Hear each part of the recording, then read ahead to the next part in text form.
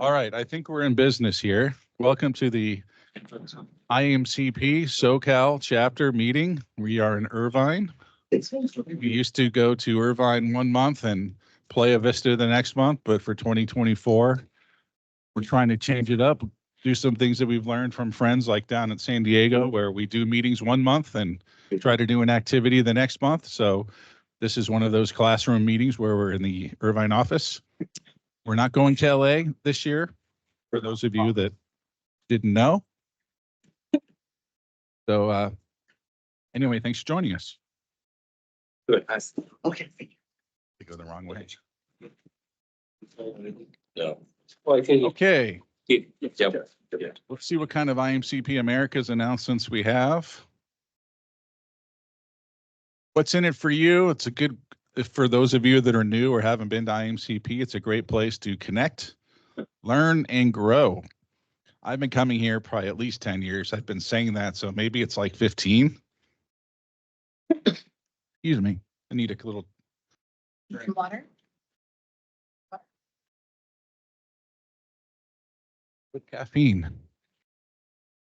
So those of you that are members or guesting, you can be a member of one chapter and guest or attend any other chapter as well. And so many of them are still virtual and or hybrid. So I recommend you take advantage of that. So there are individual memberships and corporate memberships. So just hit us up if you have any questions. Oh, it looks like Brian's coming back to fill in. Just a small note about the value of IMCP. So this is a conversation that we had this week about what the value is to members, and so one of the objectives is to increase the value to the membership.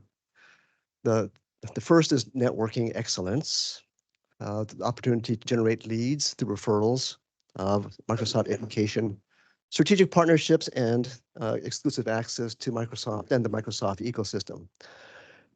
Through all of this, I kind of figured out, well, maybe concluded a little bit, that the value of the membership is us. It is not necessarily the things that the chapter does for the members, but that the value, I think, is the members itself. So just to leave that thought with you, that we are the value. Thank you, Brian. Appreciate that.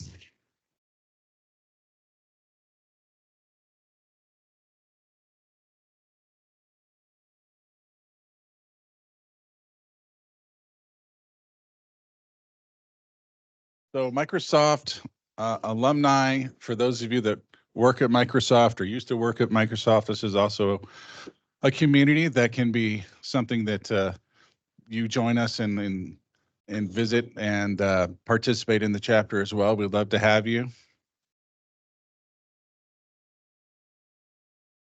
These are some of our national training, or excuse me, national sponsors.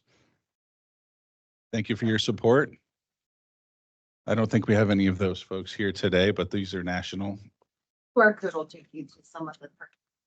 Okay, if anyone wants to take a quick snapshot of the QR code of the little dinosaur, we'll get you more information. We're also recording this, so you can go back through the recording. I hope we're recording.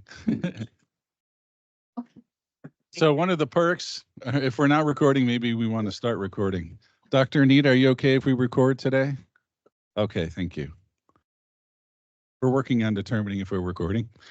So just as an example, Clip Training, if you're not familiar with them, they help with trainings that you yourself can use and your company and your customers can use. So as a national sponsor, they offer a discount. So thank you for that. It's really cool. Yes, we've been recording. Okay, now we're recording. No, we have. Oh, we have. We haven't. Okay, thank you.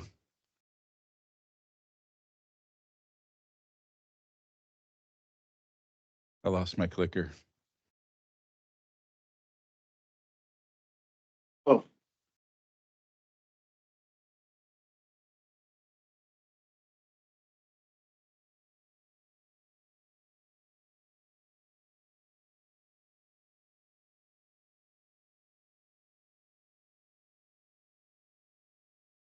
Really?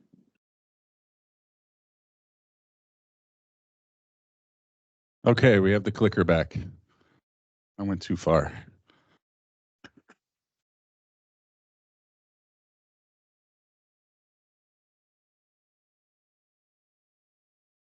Change it up a little bit. Ashley, you want to talk about sponsorship since I'm usually the one who talks about it? I'm still your guy, but Ashley's going to talk about it. Hello, everybody. Thank you so much. So we're excited to be back here at the Microsoft MTC. It has been since 2023 that we've been here for a meeting. As you see, we've had a great lunch provided today by Panini Kebab. Thank you, Ashok, for getting that set up for us. But we are always looking for sponsors. With your sponsorship, you get an opportunity to talk through your solution, what you're doing to partner, ways that you can maybe provide value to those in the room that could benefit from partnering together. This is a captive audience that you get to go through. I don't have the clicker still.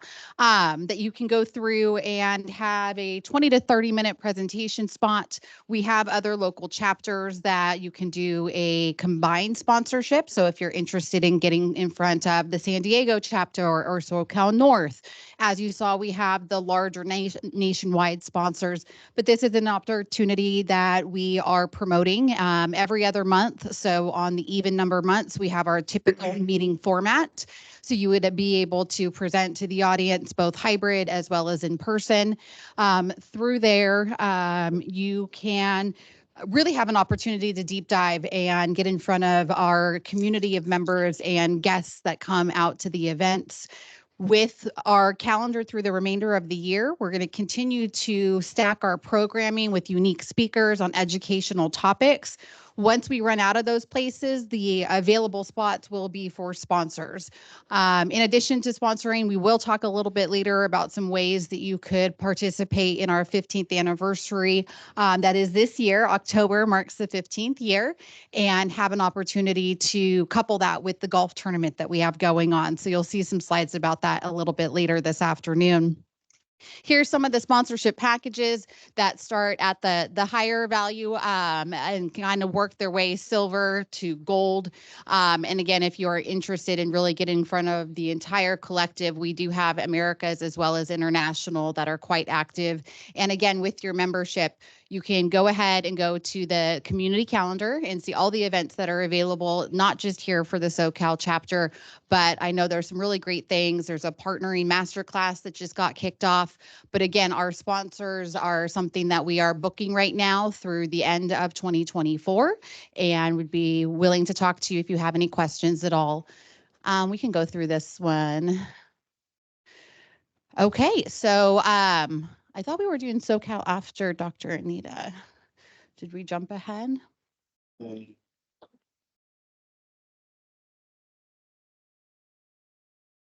Yeah, we are going to do all of our Southern California IAMCP chapter updates after we have the opportunity to talk to Dr. Anita.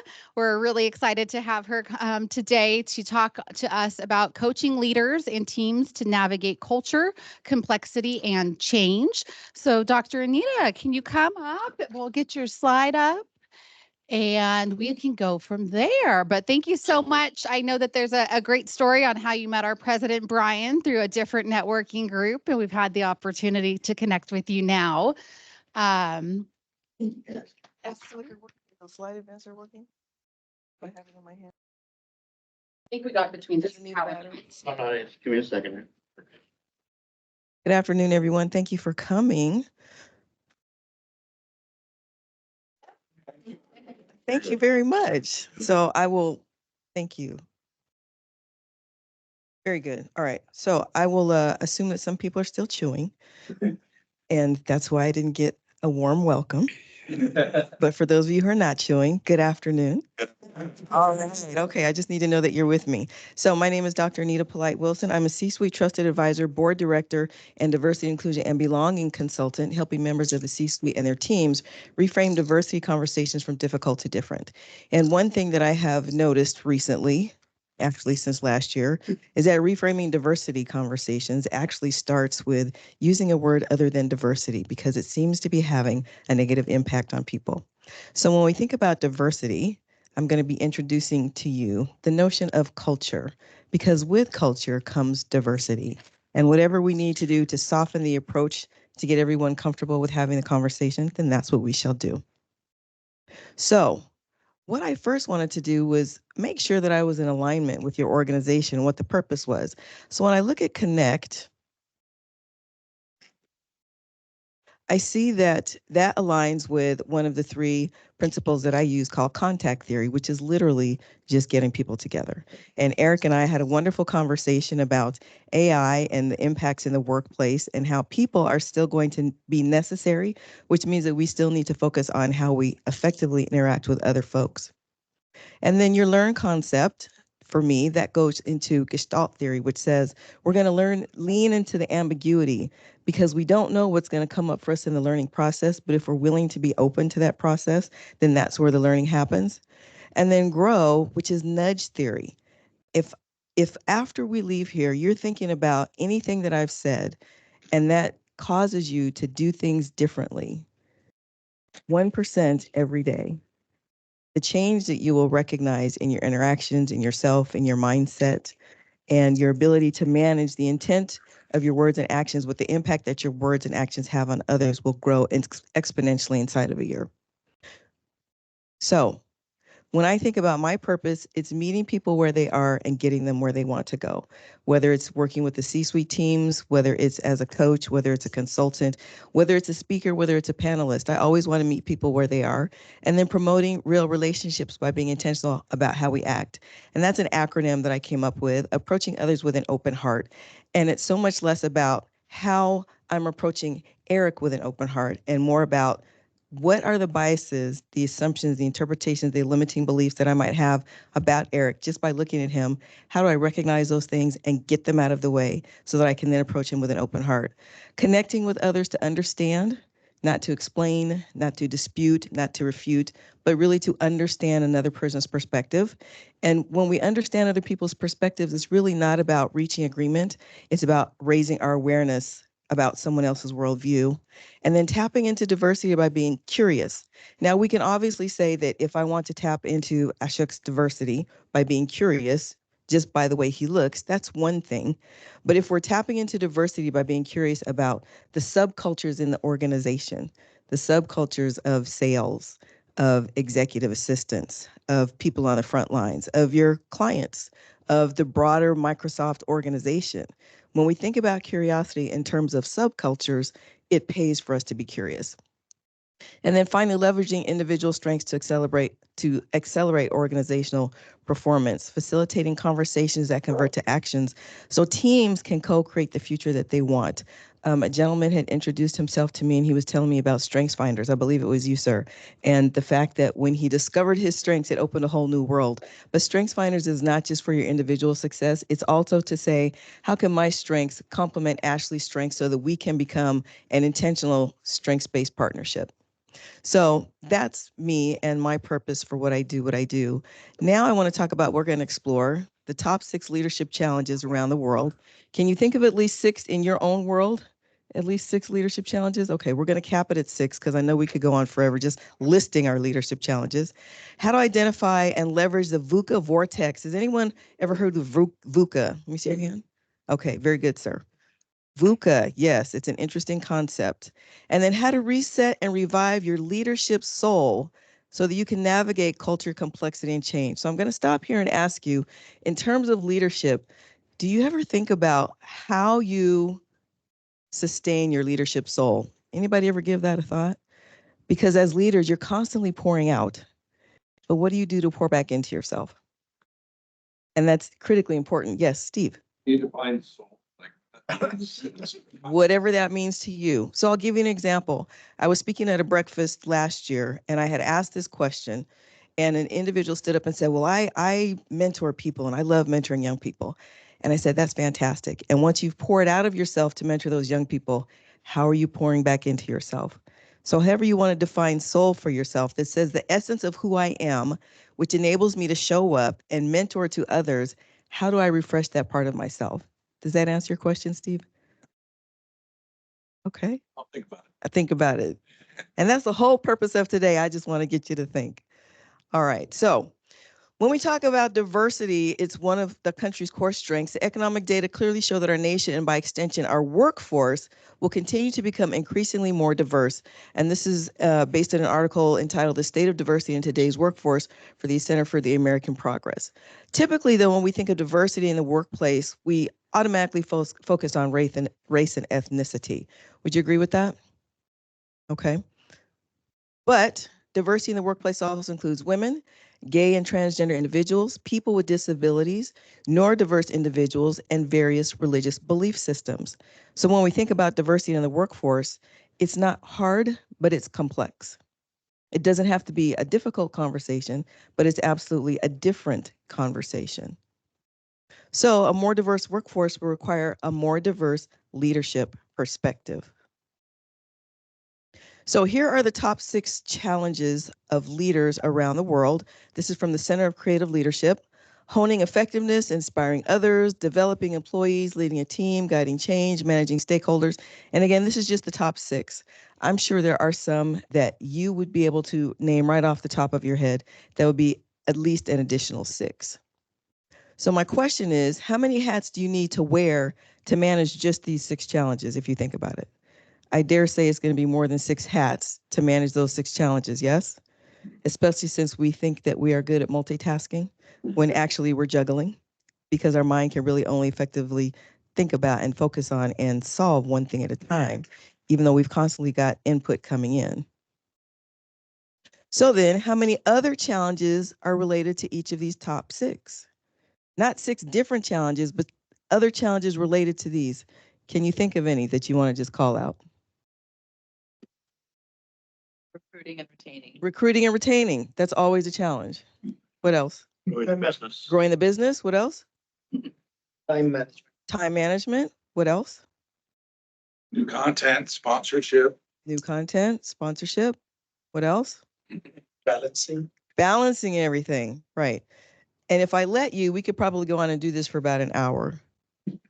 So then, when you consider all the hats you need to wear, how do you feed your leadership soul? So Steve, this might help answer your question. Do you do it through reading, creating, writing, meditating, exercising, or nothing? Perhaps because you've not taken the time to sit down and think about what you need to refill yourself, what you need to keep going, what you need to continue pouring out, not just as a leader, but sometimes as a mentor, or whatever your family life situation may be, as a spouse, as a father, as a child that's caring for aging parents. How many hats do you need to wear, and how are you feeding your leadership soul? And if you said nothing, is your leadership soul at risk of being malnourished? And I would say, yes, it is. So what gets in the way of feeding your leadership soul? And this is where we come to the VUCA vortex. VUCA is a military term that was used in the business world often, and it stands for volatility, uncertainty, complexity, and ambiguity. Can anybody relate to those words? And it actually came out of the Cold War, because that was the environment that military folks felt they could best describe what they were dealing with. So for us, it could mean volatility concerning world events. And Lord knows there's a lot of volatility going on all across the world. Uncertainty about the economy. Are we having inflation or are we not? Is the Fed doing the right thing with the interest rates or are we not? Is my 401k growing or is it not? Complexity in your daily life. All of the different things that you have to think about in addition to running a business. And ambiguity about the future. At any given time of the day, you are susceptible to experiencing the VUCA vortex. And when I work with teams, I take them through an exercise. So if we were to have the time today, I would split you up into 4 teams. This would be volatility, uncertainty, complexity, and ambiguity. And for each one of those, you would describe what it acts like, looks like, feels like, and sounds like. And by the time each team gets done, we would notice some of the same words describing these different aspects of VUCA, which tells us that regardless of what we're dealing with, we might be having the same reactions to whether it's volatility, uncertainty, complexity, or ambiguity. So I want to stop here and see what's coming up for you right now. What are you thinking? I see some people kind of looking pensively. I see some people taking pictures, taking notes. What's coming up for you?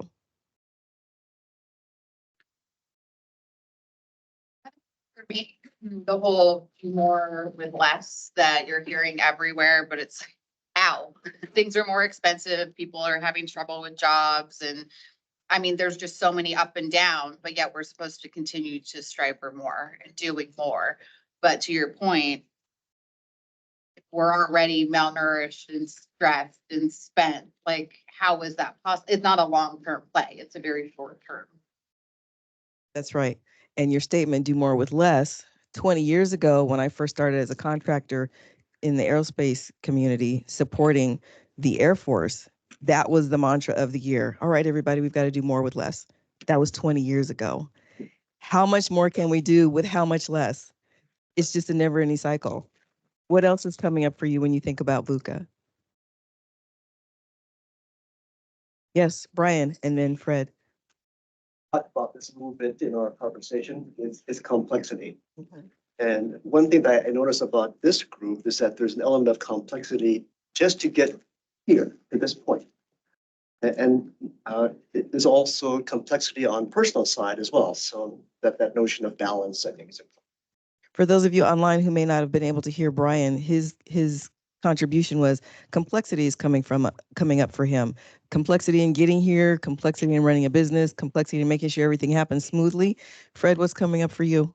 Well, writing the code, going along with complexity, refueling is getting more complicated. You can't just do nothing sometimes. So I'm trying to think of new and different ways to, refuel myself from giving back. And it's maybe not as easy as it used to be. So before we go on, I want to gently challenge you on the doing nothing is not a good thing. Because it is. Sometimes all you can do is nothing. I am a very AAA driven, goal-oriented, recovering perfectionist. And my husband knows that when he comes home and sees me laid out on the couch watching old movies, that's all I can do. And sometimes you need to figure out and realize and accept the fact that just sitting down for a minute or 5 or an hour or 2 or a weekend is absolutely okay because you need to refuel. We don't always need to be doing something. And I know in this fast-paced world that says you've got to be doing something to get ahead, sometimes you need to slow down to speed up, right? So right now we're going to have an in-the-moment informal poll. Those of you online, my apologies that we don't have a tool to help you, but give it some thought. I would like to know which aspect of the VUCA vortex you experience more often. And actually, those of you online, if you want to write down your answer in the chat, that would be cool too. We can do that. We want to keep you engaged. So which aspect of the VUCA vortex do you experience most often? In this room here, how many say volatility? How many say uncertainty? Oh, okay, about half the room. How many say complexity? Okay. How many say ambiguity? All right, so it looks like our 3 winners are uncertainty is the highest with ties between complexity and ambiguity. Joel online says ambiguity. Maverick, uncertainty. I like the name Maverick. Sounds to me like you can handle uncertainty, Maverick, with a name like that. Anybody else online want to share or did I miss them? Okay. So complexity. So if we're experiencing all of these things in the VUCA vortex, let's pause for a minute and talk about psychological safety and safety in the brain. And the brain's overriding function is to identify threats and keep us safe. So when we think about the brain and the fact that we categorize things, it's because that's the way we learn. And anything that we're not familiar with is automatically seen as a threat until we have experiences that help us realize the threat is not there. So most people would say today that our greatest threat is constant change, which can trigger any aspect of the VUCA vortex. So what we all need to thrive, and this is a study done by a gentleman out here in Orange County, Dr. Dan Radecki, and he's telling us that psychological safety, we all need an element of security, autonomy, fairness, esteem, trust, and the U is the degree to which you individually need these to a higher or lesser degree. So to one degree or another, we all need a level of security, autonomy, fairness, esteem, and trust to feel safe based on our view of the world. So when you consider the VUCA vortex, and let's go with uncertainty because that was popular. I'm sorry, complexity, I believe was the popular one. Complexity, thank you. If we go with complexity, let's say that I have a high need for fairness. But now that we've got people in the workplace who still refuse to come back into the office and recognizing that it's never going to be the way it was, some managers, and I read this study just yesterday, are having a real problem, even after all this time, figuring out how to manage hybrid workers. How do I stay connected to them? How do I manage them? How do I make sure that they're doing their work, but not feeling overmanaged? How do I make sure that they still feel a sense of autonomy, and on and on and on? So a manager who's dealing with the complexity of a hybrid workforce is probably also feeling a sense of fairness for himself. How come nobody's teaching me how to do this? That's not fair. And it's impacting my folks.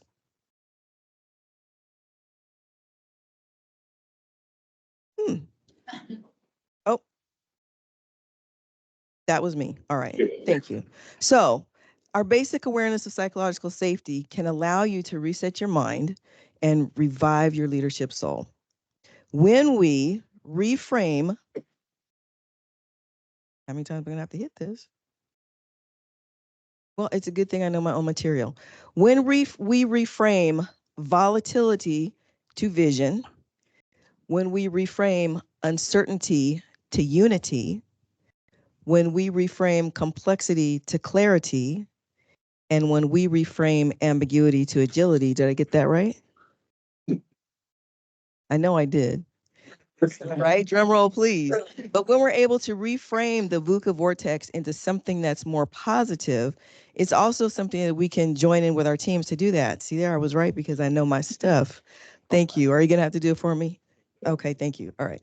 So reframing is a key step toward realizing how resilient you are while you feed your leadership soul. So let's talk about resiliency for just a minute. Who feels uber resilient today? Let me see. Okay, we should work on that. So to help you get there, how would it feel if I were to tell you that you can give yourself permission to redefine resiliency every day? How's that feel for you? Better? Okay, let me give you a simple example.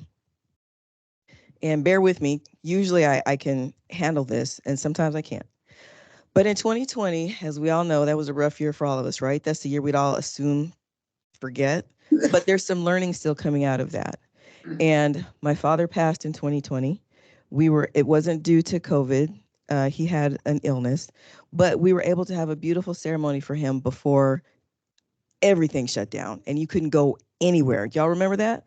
Couldn't go anywhere. Just before that happened, we had a beautiful service for Daddy. Business took a dive, like I'm sure it did for everybody, because we were trying to figure out how do we do this Zoom thing and still connect with our clients and still be able to make some money. And I was just straight exhausted.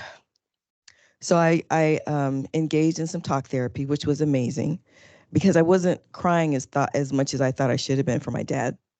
And the therapist helped me to understand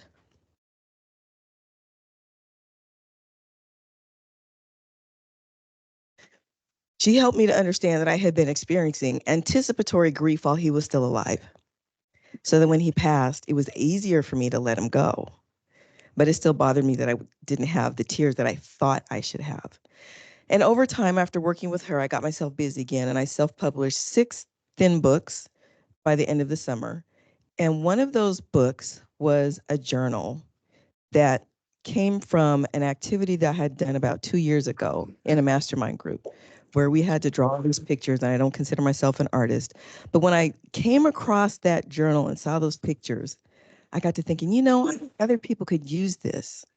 And so I created a book, and it's called Everyday Resiliency, a 30-day reflective learning journal. And in that book, I gave myself permission to say, today I can make it from upstairs to the downstairs sofa. And that's it. But that's all I can do to define resiliency for myself today. Next week, it was 30 minutes on the computer. The week after that, it was half a day. The week after that. But every day, I gave myself permission to redefine resiliency based on what I needed that day. And so as leaders, trying to figure out how to feed your leadership soul, whether it's sitting doing nothing, which is quite all right, or whether it's getting out on your bike, or whether it's taking a walk, I want you to give yourself permission to redefine resiliency for yourself every day. Because only when you can appreciate how resilient you are, can you help your teams navigate culture, complexity, and change that is only going to get more and more challenging. So will you repeat something after me? I give myself permission to redefine resiliency for myself every day. Now, how does that feel? That ought to feel pretty good. Yeah, next chart, please.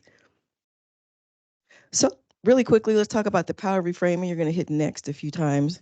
So in today's business environment, as we started off, companies are pulling back from their commitment to DEI. And I see it in this room.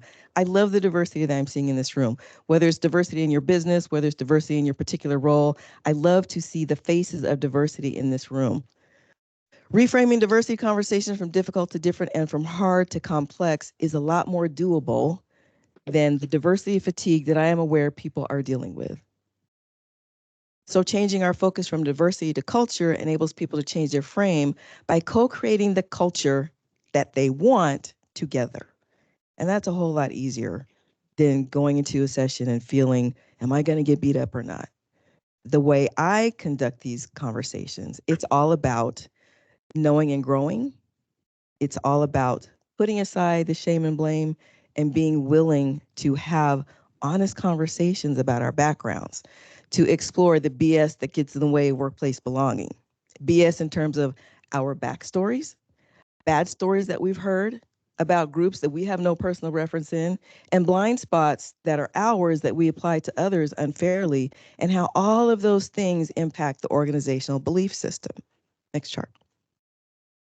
So when we talk about knowledge is power, self-knowledge is a power source to help you change your frame about a situation, change what you want to focus on, and change the future that you want to co-create with those that you work with and lead. Next. So when you pursue your mindset reset, specific to thinking about how you're going to feed your leadership soul, what that means to you, what it looks like, you can use the CYF3 model, which was change your frame, change your focus, change your future, to enable reframing to ignite the process of feeding your leadership soul, whatever that ends up looking like for you. Next. So my question for you is, what are you willing to do differently? You can keep going to help your teams navigate culture, complexity, and change. And stop there. Back one. Good. So can you set goals for yourself and your team to integrate inclusive leadership traits with your own corporate values? How can you know your people? By identifying the backstories, the bad stories, the blind spots that might inhibit belonging. Maximizing everyone's unique value. Lived experiences shape leaders differently. So be curious about people's lived experiences.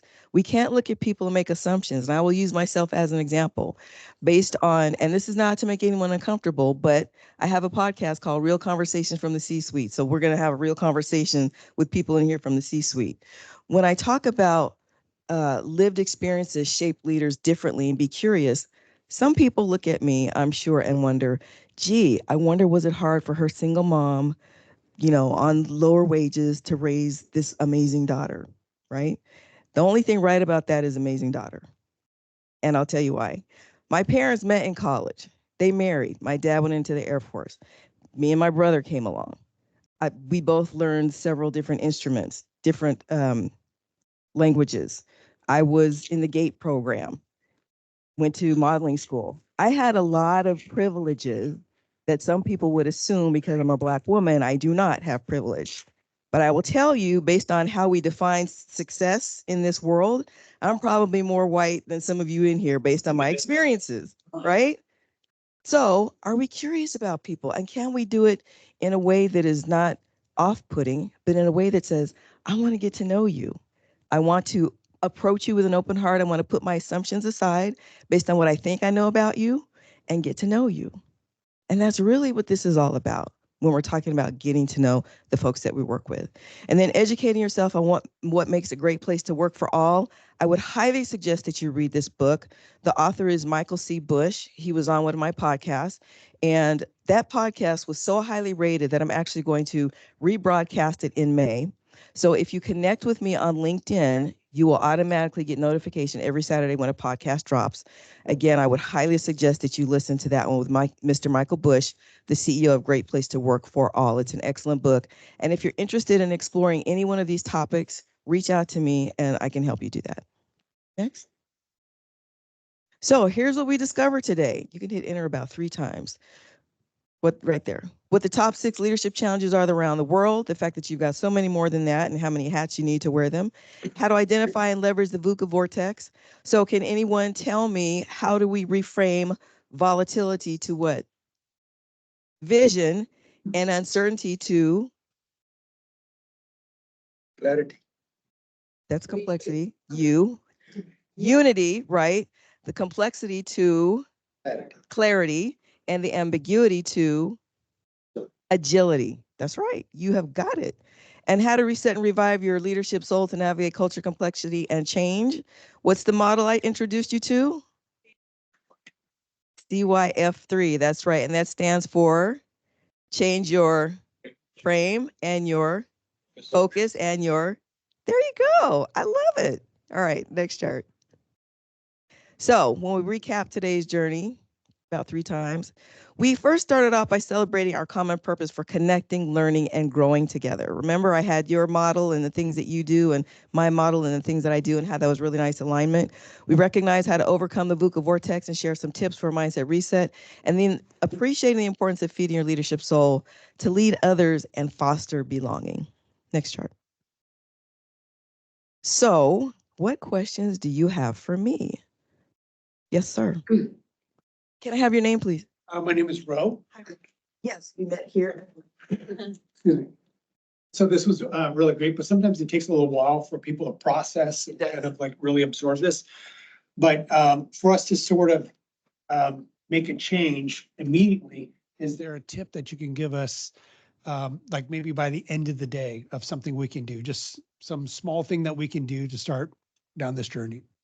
Ro, did you look at my presentation? Because exactly what I'm going to share with you in a couple of slides. I always leave folks with an action plan. So yes, sir, we will definitely do that. I think I saw another hand back here. Brian? Grab the mic, Brian. We want the people on. And by the way, if you're online, if you put your question in the chat, I have not forgotten about you. Yes. One of the discussions about this group is collaboration. You also talked a little bit about getting to know people, which feels like building a relationship. So tips to help us do that, build a relationship, collaborate, get to know each other. So the question was, what are some tips I have for you to help build collaboration? I'll give you a really quick, simple one. How many people love virtual meetings? Let me see. No, okay. When you have a virtual meeting, because they are a natural part of the business now, one way, a really simple way to start a meeting is with a 1 breath check-in. And you go around the room and ask everyone in 1 breath, how are you showing up and what do you need from the group? So for instance, if you were to have asked me for my 1 breath check-in, how am I showing up and what I need from the group? I would say, I'm showing up great because I got here early and what I need from the group is some participation. And I had to pull it out of you at first, but I got some participation. So I'm happy. If you give people that opportunity in 1 breath, because some people like to, but very clear, 1 breath, how you showing up, what do you need from the group? It invites people to share a part of themselves with the group. And it also lets the group know, how can I help you? So for instance, if someone had recently experienced a loss or they're really concerned about someone in the hospital, that gives them a chance to say, I'm showing up a little distracted and what I need from the group is some patience because I'm thinking about a loved one in the hospital. That way, if this person happens to wander off, nobody's saying, why isn't he paying attention? What is she, where is her mind? Well, we already know. And so that sets us up to give them grace, but it also helps us so that during the times when we need some grace, we can put it out there because you've got this format, this 1 breath check-in. Is that a good tip for helping, Brian? Okay. Did I miss anything online? Okay. All right. Sankar, managers need to apply the North star metric for remote talent performance. Rather, they're working for 8 hours and how much extra time they put in, how much they toe our line, etc. Being cutting edge innovation and differentiation of what we offer alone can beat this issue. For new and small partners, is there any program like Azure Startup or Azure 12 months free resources? So, Sankar, that is outside of my scope to be able to answer that question effectively, but probably Brian or Ashley or one of your peers in here could answer that for you. Any other questions? Yes, Steve. I didn't see it as a list of diversity categories, but in many of our conversations within our board, within our businesses, we've got different generational differences. And I don't know if you have any thoughts that you want to share as part of this presentation, or that's something that you deal with. Great. Thank you, Steve. Steve reminded me that there are generational differences in the workforce. Right now, we've got 5 generations in the workforce. And about 15 years ago, I actually did studies on intergenerational workforces and partnerships and reverse mentoring and things of that nature. That is something that we have to deal with, especially when we consider that by and large, we're used to these in-person interactions, but the folks coming up along the ranks, they're used to being online. And I've been talking with a colleague of mine who says, even to get a job interview, her daughter can't seem to pick up the phone and make that call. So we are definitely dealing with at least 2 different ways of being in the workplace based on generations.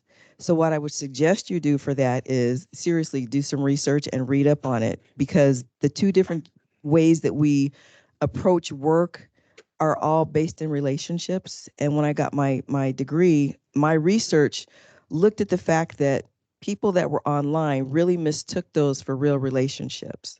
It's one thing for us to establish a relationship here and spend time together, Brian, and then extend that relationship either on social media or LinkedIn or however. But to only have a relationship there and have the misconception that you know in depth about a person based on their virtual presence, it's just not accurate. That's where was it fish hooking came? Catfishing, where people can tell you any manner of thing and you find out they're not even who they presented to be in a picture. So that's a very valid point, and it's something that definitely we as managers and leaders need to take the onus to figure that out and see how it's showing up in the workplace. I will say that Gallup always has wonderful annual studies on the state of the workplace, and it talks about a little bit of everything. So if you go to Gallup and just look at some of their previous reports, they always are very good at intergenerational work. Great question. Did I see another hand? No? Okay, I know time is of the essence. So next chart. Here's my question for you, and here's your actionable homework, Ro. What can you start, stop, do more of, or do less of to feed your leadership soul in the next 21 days? Just pick one of these. What can you start doing? Like maybe knocking off 5 minutes earlier and not taking that 5 minutes to do something else real quick. Just knock off 5 minutes early. Can you stop packing so much into your day, especially if you know that a lot of that is going to roll over into the next day, which already puts you behind tonight for tomorrow? Can you do more of really looking at what's necessary and reprioritizing it? And can you do less of feeling like you got to do it all today? Tomorrow's going to come. And those are just examples, but I encourage you to pick one of these and decide which one you're going to focus on for the next 21 days. Start getting, okay, what was that? I just missed that. What was the comment? Start learning more of the latest tech. There you go. Start learning more of the latest tech, like how to get a chat comment to stay up there long enough for somebody to read it. That'd be nice. Distractions. So does that feel doable? You only got to do one of those. What can you stop, start, do more of, or do less of? Next chart, please. So again, I invite you to connect with me on LinkedIn. I want you to know when the podcasts are coming out, even if you can't hear them when they come out. They're there, they're available.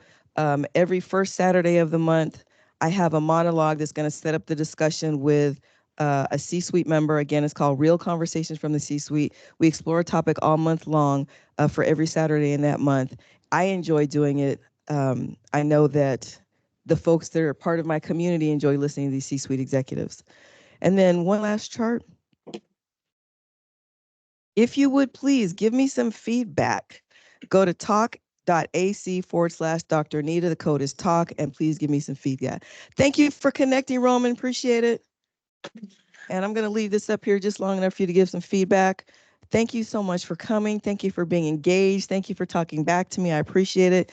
And have me back when Eric facilitates a panel on AI in the workplace.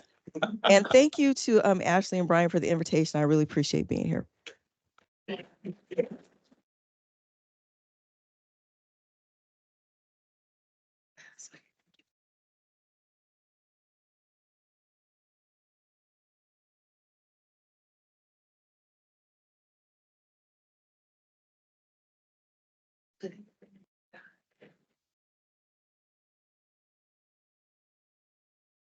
Yeah, I guess that's me, or Ashley.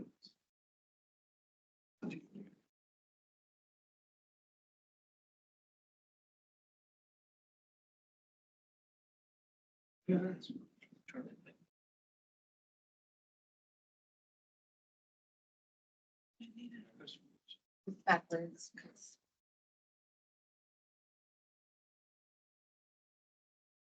The wrong way. Going forward. I don't know. Right after that.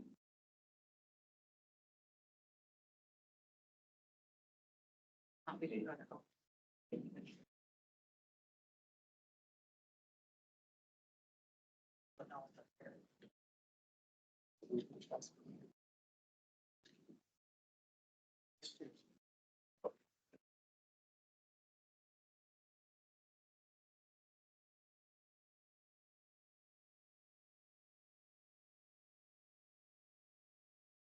So I guess we are going to be there.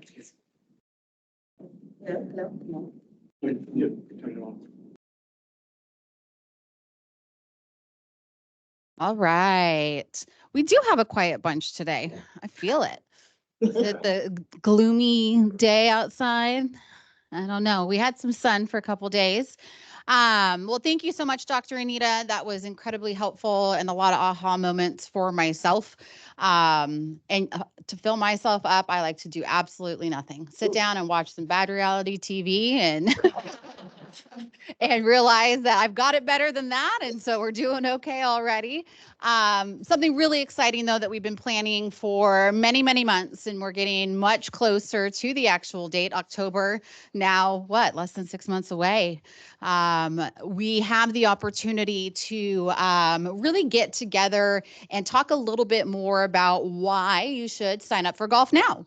So Thursday, October 3rd at Strawberry Farms is our golf tournament. It is not the 15th anniversary of the golf tournament, but of the chapter itself.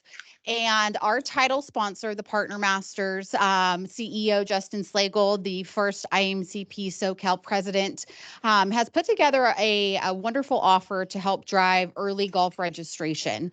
And the reason that we're doing this, not only to bring all of us together for a great day out on the golf course, but to really support our two charities. Breezy, the youth center, we've been doing work with for quite some time, and the funds from the golf tournament and the fundraising we do is all going to go towards their Christmas event where they feed the homeless in the area. We're really going to be able to fund that entire program for this upcoming December. Ronald McDonald House of Orange County. Really excited for those that are interested. We have some upcoming events that we're looking to schedule. We're going to be doing more with them in April.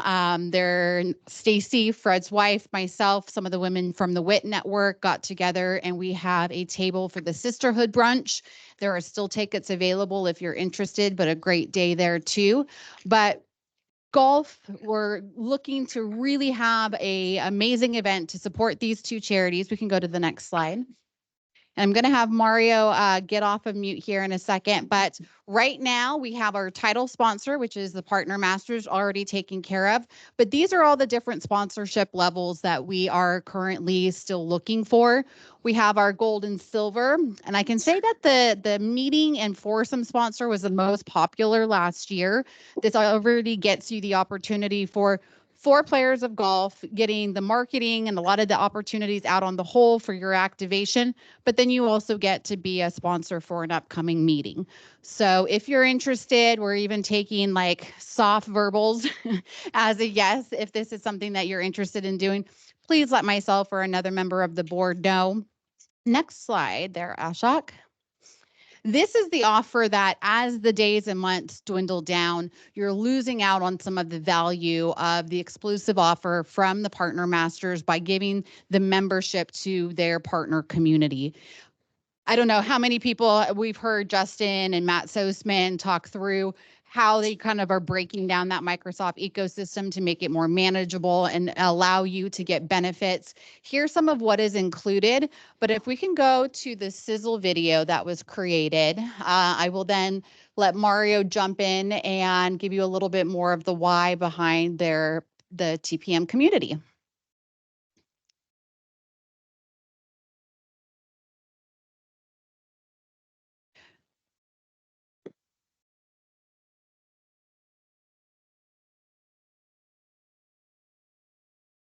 Thank you to TPM for putting this together for us too.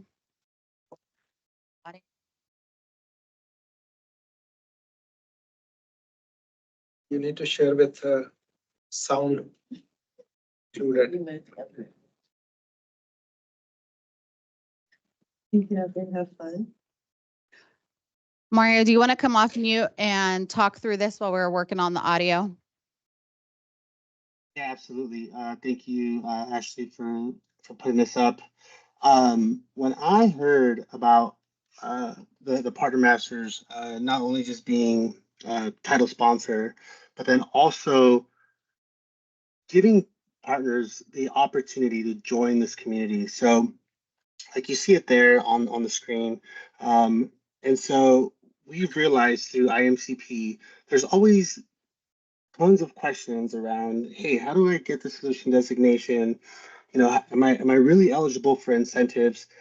Like there's a ton of information and resources that are actually going to be accessible to every partner or every golfer that signs up for the event. And so one of the things that we really pride ourselves on at the Partner Masters is really being able to demystify all of this information and make it digestible. And so some of the benefits that you get, and I think I was talking to Eric Klaus about this, and we're working on that access for you, Eric.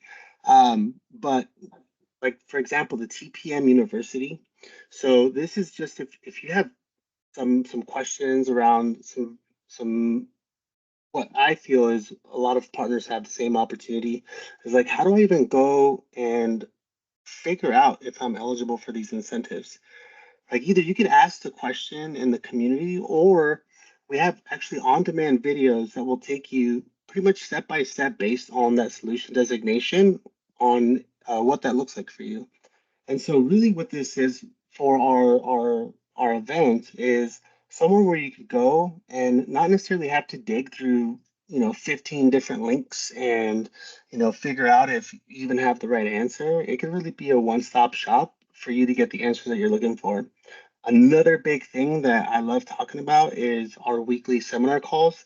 So every single week we have a call with the entire community, and it's really on like what the hottest thing is of Microsoft, right? So a few weeks ago, or gosh, it might be longer by now because time flies, but like when they announced Copilot eligible for purchase on one user, like we completely revamped that next week's meeting, and we actually got one of the people from Microsoft that's working on Copilot to come in and talk about it. We've had experts from AI come in and talk about AI and what that really means. So every single week we talk about the latest and greatest, but it's really a place where partners, large and small, can come and get their answers. And the reason I actually wanted to come and talk about this is I think that there's going to be a lot of partners, and I think we've seen this year over year, that kind of just wait a few weeks before the golf tournament to sign up. And I'm sure Ashley could attest, I can procrastinate as well, but this gives you the opportunity to be in our program as soon as you sign up. So there are a couple of like paperwork hurdles just to make sure that we have everything on file, but literally as soon as you get those things done, we could get you in and you can start taking advantage. Even like the 5 monthly partner support tickets, it's basically emailing back and forth with a partner profitability executive on exactly what your issue is. So there's just a ton of value here, specifically around your practice. If you have any questions, anything that you need navigation on, like certainly you could reach out to me and I could walk you through some of these things. But I think if you're planning on joining the tournament or coming to the tournament, like now's the time to do it. So please, as soon as you get in there, just reach out to me and we can get you going. Thank you so much for that. Also, we will have a promotion starting. This is going to be the absolute lowest that golf will ever go for the rest of the duration up to the event. So sign up early, take advantage of the upcoming promotion. You will get an email on that. And as Mario mentioned, the value, if you wait until right before the tournament or comes August, September, this is what will be generating revenue for your business. This is what's going to demystify what Microsoft puts out there and break it down onto how do you turn that into value for your business. So thank you so much for that. Ashok, we'll go to the next slide. Talked a lot about sponsorship, so we can keep moving here, but we can always reach Mr. Fred Cooper anytime you're interested. This is something that Tushar started us with. We are always looking to hear from our collective, our membership, those that are showing up to meetings or joining us virtually, wanting to get feedback on how can we help you grow? How can we provide more value of your membership? What type of partnering scenarios are you most interested in? How can you help others? So very quick survey gets us the information we need. Tushar then can reach out and set up some time for more collaboration and conversation.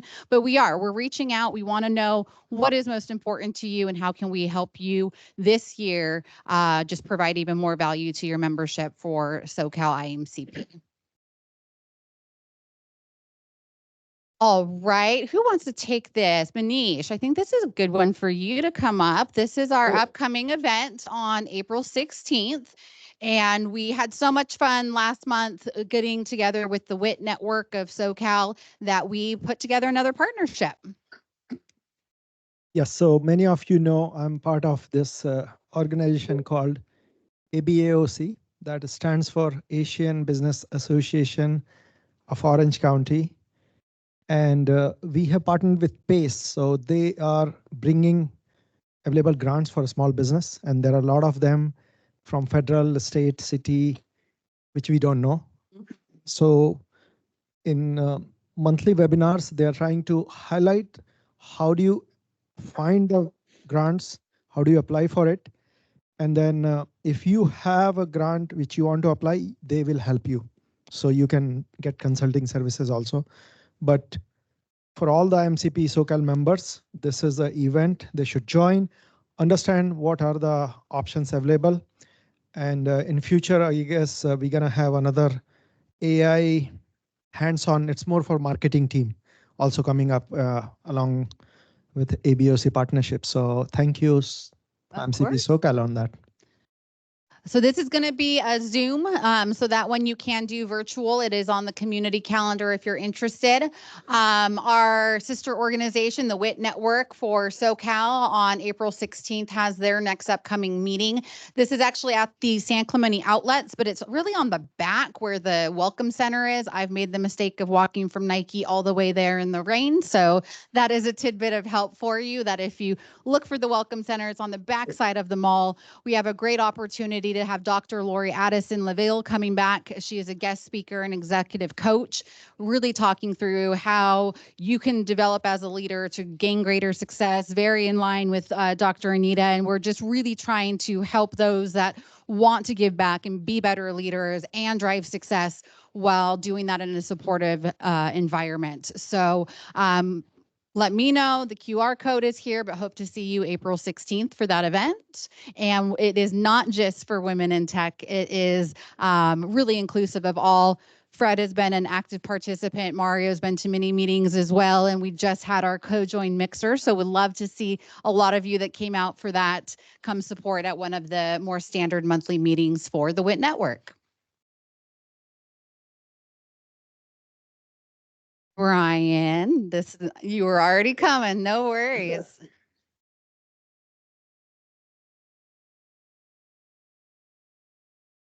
For the chapter, we identified 3 objectives for 2024. One of them is to increase the value of membership. So Justin Slagle's words ring in my brain. If you want more members, increase the value of being a member. So we're trying very hard to do that this year. Second is the notion of trying to help partners develop strategic partnerships. And this comes from a story that Ro told me last year at the Holiday Mixer. So he has a strategic partner with 100 salespeople. And whenever one of those 100 salespeople hears something about Teams or SharePoint, Ro gets a call. That's an amazing structure, to put together. Greybock, also an IAMCP member, has 3 of these. They're usually accounting firms that lead to an ERP or accounting software implementation. So that's one of the things I would like for the chapter to adopt, and for a few partners to have something like that.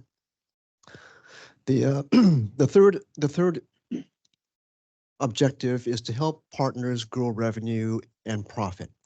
So we may not be able to do that directly, but we can do some things indirectly. So a strategic partnership, for example, would fit in that realm. So IAMCP Americas has done this thing called a partnering as a practice P2P masterclass. So it's 10 parts. The first one was at the end of March. It'll be once a month through the month of December. So I, along with some other folks, have been kind of religiously following this. And this is something that I think the chapter can benefit from, something from Americas.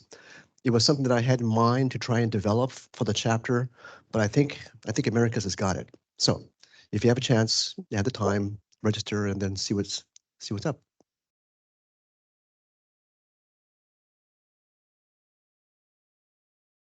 Thank you so much.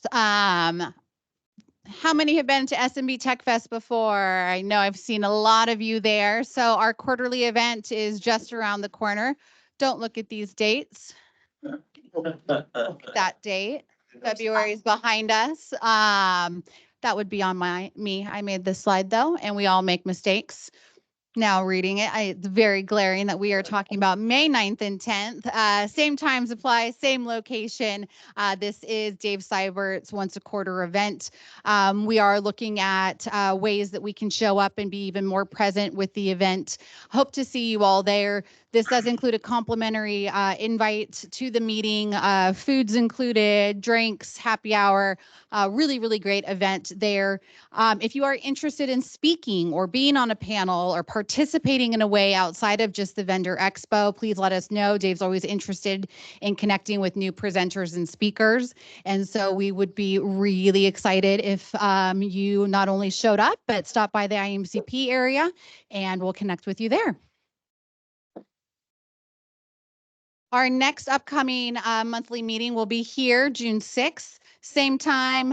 Please bring a friend or a guest, anybody that's interested in our association here, networking. Look forward to our updates and emails that go out with a little bit more around our topic and what we're going to look to cover, but we will be back here on June 6th.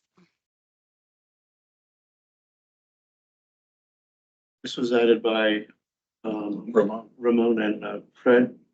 All right, our next section, I'm going to turn it over to Fred and Ramon. Thanks, Ashley. Ramon, why don't you talk about this a little bit? Sure. Can you guys hear me okay? Yes, we can. Perfect. Hi, everyone. Nice to see everybody.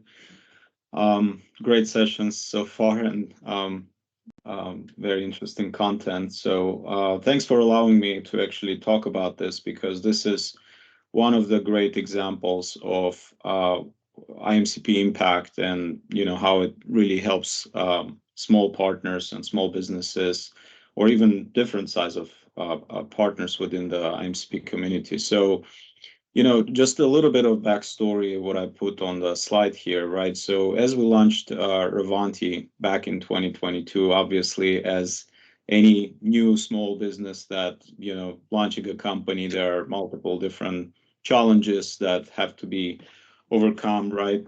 Things like building brand equity and raising awareness, et cetera, and really just differentiating yourself in kind of this, somewhat congested partner ecosystem, and constantly thinking about, how do you position yourself while you're 100% Microsoft focused and providing Microsoft solutions. And really what kind of Dr. Anita was talking about, like wearing those multiple hats and still keep things forward, right? And creating those relationships. So initially, as we launched, obviously all these things kind of considered like initial challenges, but the advantages we had is that we are coming from like deep Microsoft ecosystem and have great, delivery methodologies and competitive knowledge, and being nimble and being very responsive to clients and things like that. So that helped a lot. But as I got introduced to IMCP, and started talking and meeting different people, Fred was one of the first actually that I got introduced as part of one of IMCP meetings. We started talking like what Revanti provides, what Effortless provides in terms of like services, even talking about possible like partnerships and partnership opportunities and things like that. So after that, I think it was in 2022, actually, right around when we launched, when Fred actually made an introduction to an independent technology broker, right? That's basically their job is to generate business in technology stack, and they sell different things, but obviously we come from a Microsoft standpoint.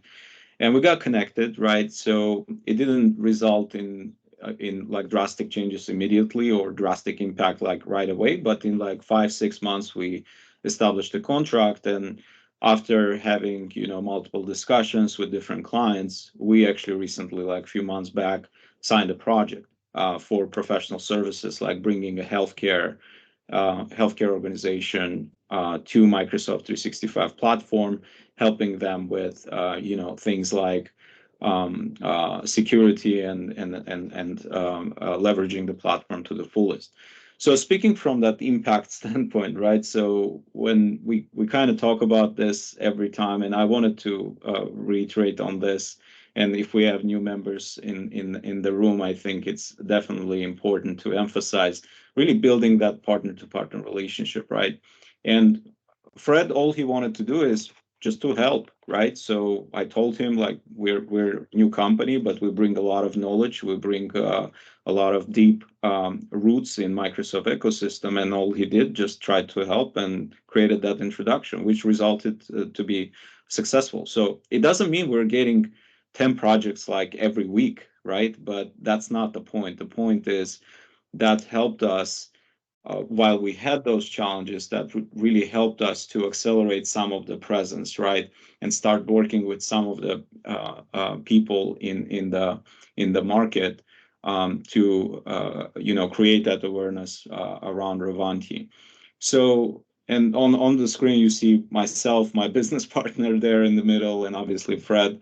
And fast forward, like we already became like Microsoft solution partner designated in modern work. We're working towards security now, right? So I think those are things that kind of naturally continuing to happen. And really, emphasizing that opportunity around creating those relationships, opportunities to grow the network within IMCP, but also creating possible offerings that you can actually position in the market. And frankly speaking, we do have some partners. Obviously, I know Bao is in the room, like we're closely working with Seer as well. So, these introductions, they don't just impact one partner. In a lot of scenarios, they actually create this scenario to have multiple partners participating in the project. So I think it's very important to mention. So, and I think some other things, obviously, in terms of impact, is really kind of learning from peers, right? That's also been beneficial, and kind of hearing these different stories, or you may hear something and it may not be something that is in your portfolio of services and you want to explore that. I think it's definitely a very valuable aspect and pillar of IMCP. So Thank you very much. That's really what I wanted to cover. But thanks again for allowing me to speak about this. Thanks, Ramon. I appreciate it. I went and visited this partner, and he's very difficult, this partner. So the fact that you can go into them says a lot about you and your company. He's a good guy, but he's tough. So I saw him last week or a couple of weeks ago, and he brought up your partnership, and I said, you know what? I was thinking to myself, it's been a while since we've seen a slide or a referral story. I mean, I'm not looking for a pat on the back like Go Fred, but I think we need to celebrate these types of things. So every week or every month when we get something like this, let us know and, either reuse this slide if Ramon lets you do it and, recognize the people who helped you. And it doesn't have to take a lot of time, but I think we need to celebrate these wins because we're all trying to work with each other. And sometimes we're all competing against each other and other times we're not. So I think there's enough for everybody. So I just wanted to celebrate this because I'm excited about it. And, Ramon is a new business and he's kicking butt and he's also helping us out on the board. So again, if anybody has any other partnering successes, please let us know and we'll recognize you and on future meetings. So thank you for doing that, Ramon. Likewise, thank you very much.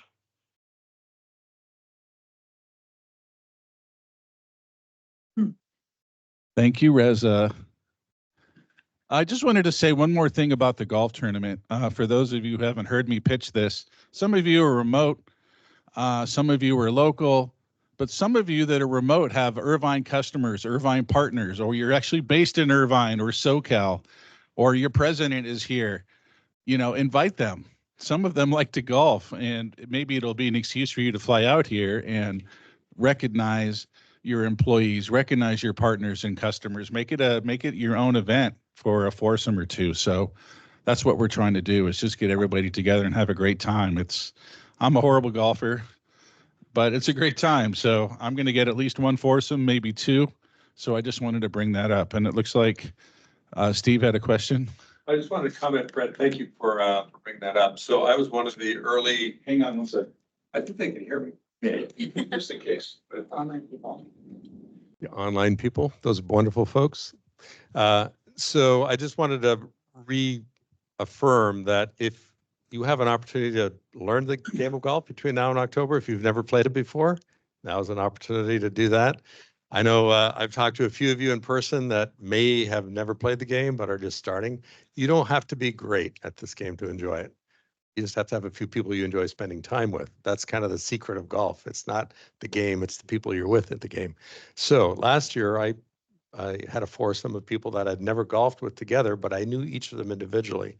So it was a nice way to get a group of four people together, myself included, partners, colleagues, friends, and just spend an afternoon together. So if you've got a handful of folks in your life that you've not spent some quality time with in a while, this may be a way to do it. And if you have some people to say thank you to, a client, a colleague, an employee, somebody in your circle, this is a great way to spend some quality time. So I encourage you to take Fred's advice, at least one foursome, if not more. If you want to mix them up, I would encourage you to do that. Thank you. Thank you, Steve. Yeah, a lot of the folks here are part of small companies and want to do golf events. Well, make this your own event. Let us do all the heavy lifting. Just bring the people and have fun. So I think we're at the part where we're doing 20-second, or is that what's next? Are we doing the 20 seconds? Sorry? Presenting. Oh, you're presenting. All right, sorry. Thanks, Ashok.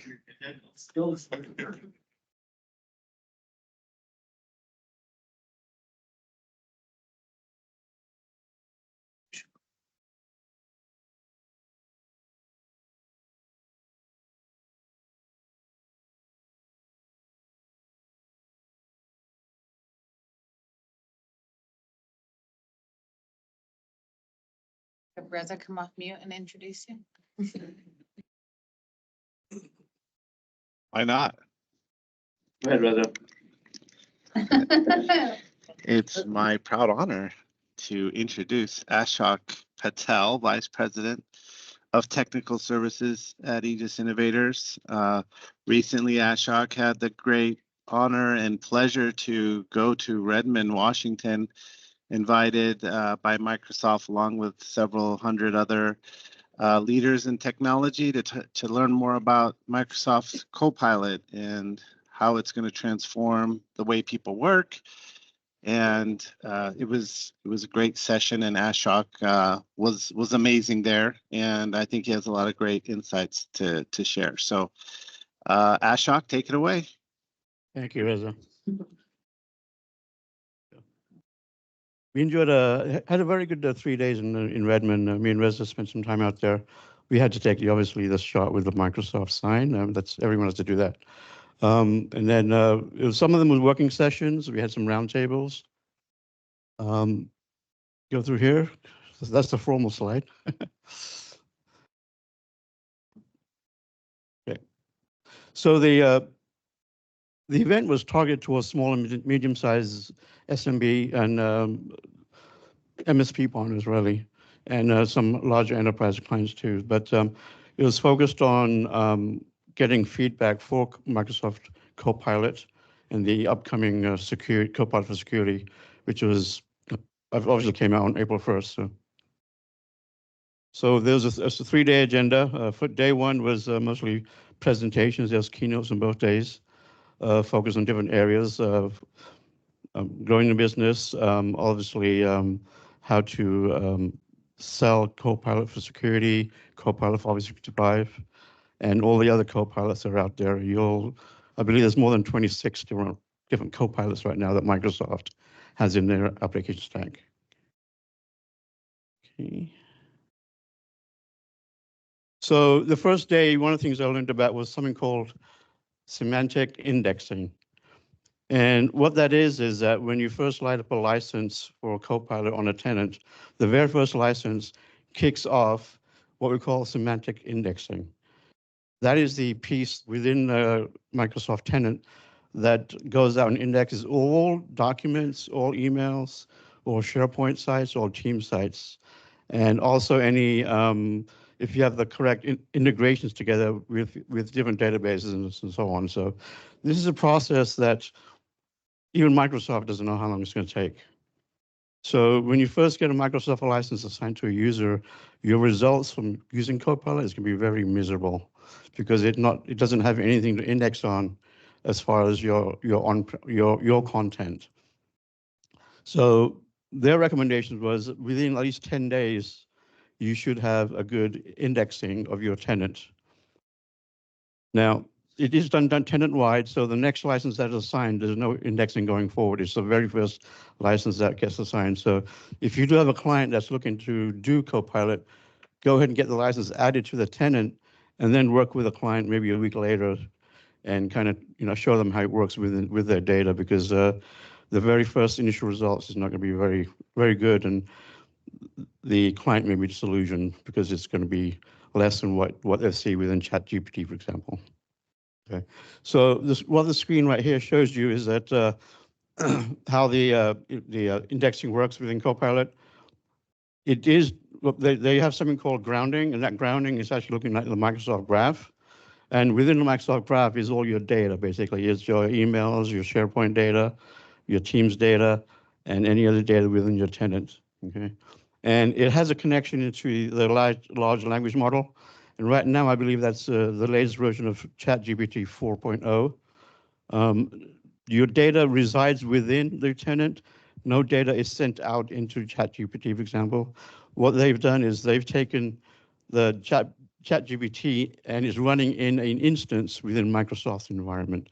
It is the model itself, not any connection to ChatGPT, OpenAI as well. So there's more data out there. There's more links. So if there's any interest on learning more about this, reach out to me and I'll get you the links that I've obtained from my meetings. Okay. So this is a short video here. Oh, you can have the audio problem, I think. What's caption? I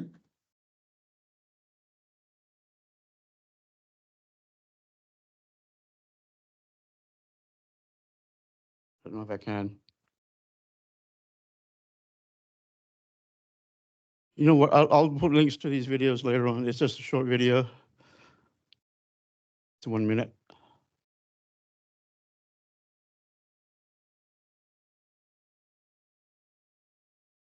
Very short.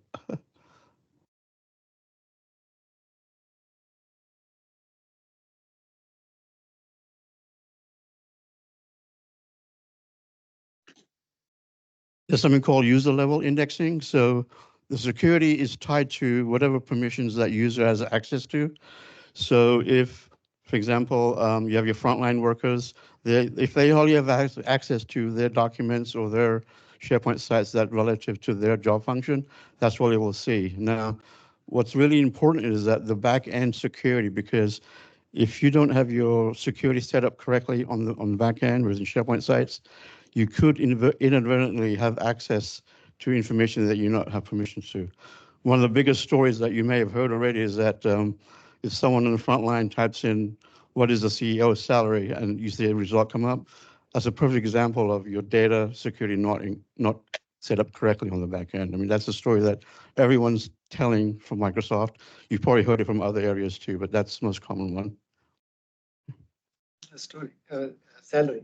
Sorry? So what was the salary? Well, the thing is that they have several solutions around that. Okay, they've recently announced what you call a SharePoint safe site for Copilot. It's not termed that, but I'm just paraphrasing. But what that is that you can configure up to 100 SharePoint sites or team sites for the indexing. So that way, if you do have a client that does not have their security in place and not even considered it, you have that method to restrict access for Copilot. So because prior to that, it was open to everything within the tenant, which led to that, that kind of scenario. So You say 100? 100 sites, yes, yeah. That was announced maybe 2 to 3 weeks ago. So as I said before, Copilot will be in all the Microsoft products. You'll see it in Dynamics, if not already. You'll see it within Power BI, within all the Microsoft apps. And you also see, obviously, in the Edge browser, too. If you're not familiar with the Microsoft Copilot for 365, that's basically, you'll see that icon within the desktop app as well as in the web browser apps. That's the Copilot there. Now, basically, you can look at Copilot as being the admin assistant to you to help you generate your document or your PowerPoint. Perfect example, this PowerPoint presentation, I used Copilot as well. So I was able to pull in different things from different sites to prepare this PowerPoint, except for some of those pictures. Go ahead. I thought I heard we need to have the license or the addition to Copilot for 365 account. Is not that is correct. You do need to have a license for Copilot in order to use Copilot. Okay, and that is like $30 a user per month, and it's a license that you have to purchase upfront. They have said that they will consider putting month to month, but right now, when you purchase a license, you commit to 1 year. I believe that is going to be so much demand that eventually this is going to go either half price or even less than that. Sometimes, I don't know, even license. Potential, yeah. And I think, I mean, this is my personal opinion, is that Microsoft really doesn't know how to price this yet because the compute on the back end is outrageous. And there's no way to even estimate what the cost is going to be. There's an example of pricing for Microsoft Copilot Security that you're like, why is it so expensive? So you'll see that. Automatically include this, or is this always an add-on? For example, E3 So this, I believe, is available from Business Standard, Business Premium, all the E3 licensing and all the E5 licensing. Anything lower than Business Standard, the Copilot is not eligible to be a. I think Steve's question was, it's an add-on to all of those licenses. Oh, yes, yeah. Included within. It's not included, it's not included any licensing. This is an add-on period. Buy a car, want to drive it, gas it, that's cool. Yeah. And M365 Copilot will be the baseline you'll be required to have for all of the other future co-pilots that are coming, like Copilot for finance, Copilot for sales, Copilot for service, they will sit on top of M365 Copilot. So one of the things that we've heard in a couple of roundtables I attended is that Copilot really, I think, it's a productivity tool for like creators, people that create documents, create content, financial folks, because they're doing financial analysis. Any person that's creating content, whether it's for social media or for internal content, I think they'll provide tremendous value. So one of the things that the skill that's required to use Copilot is prompt engineering, and you'll see a lot of that out there in the industry. So if you do want to be productive in using Copilot, learn prompt engineering. There's plenty of videos out there on YouTube. There's plenty of classes out there as well, free and paid for. But that's one of the things that you'll need that skill basically in order to use it effectively. Just more detail.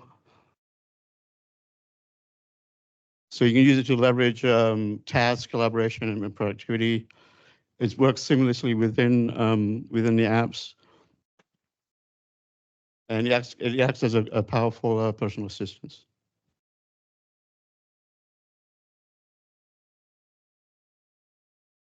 Okay, so another topic I learned about, which I was not aware of before going to Redmond, is something called Microsoft Fabric. And if you're in the industry of dealing with data, like both Manishis in the room, you probably are familiar with Microsoft Fabric. So Microsoft Fabric is the overall encompassing name of these products, such as Power BI, Data Factory, and Data Activator, and Data Lakes, and all these things that I'm unfamiliar with. But if you're dealing with data and the management of it, analysis of it, you'll become very familiar with this. So there's another term I learned, which was One Lake. So One Lake apparently is what Microsoft is using to integrate data from different sources, such as Databricks or Snowflake, I think is another one too. So the integrations into, from One Lake, you can basically do connections to those different sources. And then when you do the queries, it will actually use that integration and go out and get the data in real time versus having data pulled into your tenant. So the way that they've designed this, it makes it really efficient and low on compute, and really, a game changer from how they're dealing with this. So, but there's more details out there on the internet. So look into that if you're into that, if you're in that industry, or if that's your specialty. Okay. Switching topics here. There's another product that I learned about. I already knew about Lighthouse, but the last time I was exposed to it was when it first came out. If you're an MSP or any IT provider that is managing other clients, tenants, this is a great product that you can look into. It's a product that allows you to kind of push out a baseline, also monitor the alerts. There's a feature in there for your sales folks where you can look at the utilization and consumption of the different licensing for your clients. And you can go in there and see which clients are underutilizing their licensing. Because if you have someone that has the E5 licensing, for example, there's many features available with the E5 licensing. You can see within the Lighthouse portal which clients are underutilizing it, and then you can go and sell your services for additional training or implementing Teams Voice, for example, if they're not using Teams Voice. So some of the major benefits here, this slide's a little bit heavy, but you can see in some of the bullet points, it helps MSPs obviously to secure and manage their Office 365 tenants. It's all some of it's AI driven, so it helps you using the sales tools to and the analytics to go out and reach out to your clients and upsell them. They are adding a lot more features to allow more for the management of your clients, where you can actually add a license, add a user, the normal administrative functions you can do from one pane of glass. Okay. Ashok, sorry, in the lighthouse piece, is the idea that your clients would have kind of a agent that would feed back this data? No, so the lighthouse is actually something that you would light up or configure within your tenant as a partner. Yeah. And then as you have partner of record on other clients' tenants, that opens up the connectivity to those tenants. There is some configuration required using RBAC roles. If you've, from the security perspective, it's role-based controlled access, where you have limited access into your client's tenants to perform some of these administrative functions. So it's an MSP's portal to manage their client's tenants. So that's one way, and the other way obviously is to have an account in their tenant to manage their client too. But this actually makes it easier for your entry-level techs or your frontline techs to do some of the administrative functions. So they're really focused on that. So I have another video here, but I'll skip that just for time's sake.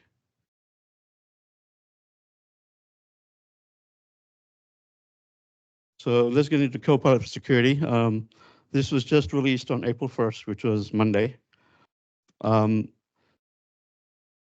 What I learned is that the Copilot for Security is a great tool to help you analyze and do the investigative work required when you have a security incident. And a security incident could be a new user went in and they clicked on a URL, and that URL is malicious, and they've entered their username and password, and that password now, username and password is now in some bad actor's hands. So that scenario could happen if you don't have the appropriate security in place. But Copilot for Security will allow you to go out and research that case within the portal, and then provide an executive summary of exactly what happened, how the incident, the timeline of the incident, and be able to provide you a very rapid response to the client as well. So the idea is to make the security analyst be more efficient and more productive, because depending on the incident, you can spend anywhere from 5 minutes to several days trying to analyze what's happening, because being a security analyst, at least within a Microsoft tenant, is difficult. You have to look at 4 different portals, a multitude of logs that you can sometimes only access via PowerShell. It's very difficult. So this tool allows you to get that result very quickly. And then if there is an incident that needs to be investigated further, then you can pass it on to a much higher paid security analyst. The reason is because right now the availability of security analysts out there in the world right now is very limited. They're very high-priced individuals, in the 6 figures, over 200,000 for sure. So this is kind of the workflow that happens within Security for Copilot, where you submit a prompt. That prompt will include, say, for example, investigate this case number, and it'll come back with the appropriate responses and remediation actions that you need to take. It will not, and this is pretty clear, it will not do any remediation. It is purely an investigative tool. Okay. I did learn there's 2 ways to utilize Security for Copilot. There's 2 portals. One is a portal, a website that you actually sign into, and then submit, your prompts from that perspective. The other way to use Security for Copilot is actually within the security portal. When you're actually investigating a security incident, you can click on the Copilot icon, and it'll open up the appropriate window to allow you to start, prompting to the investigation. So, How much is that cost? it's coming up. So there's integrations that Copilot can connect to different third-party tools as well, but these are the integrations into the Microsoft products. So it integrates with Microsoft Sentinel, Defender XDR. It will connect to Microsoft Entra, which is Azure AD from before, Defender Threat Intelligence, Microsoft Intune. So all these connectors have to be set up in order for this security Copilot to work effectively.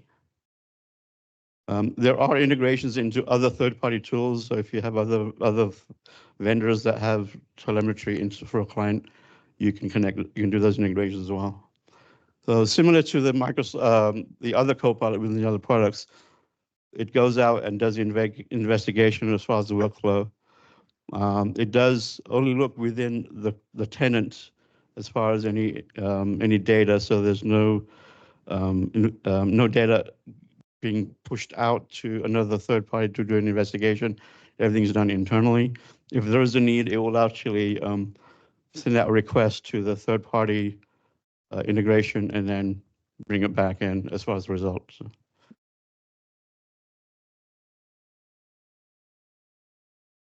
So here's the pricing.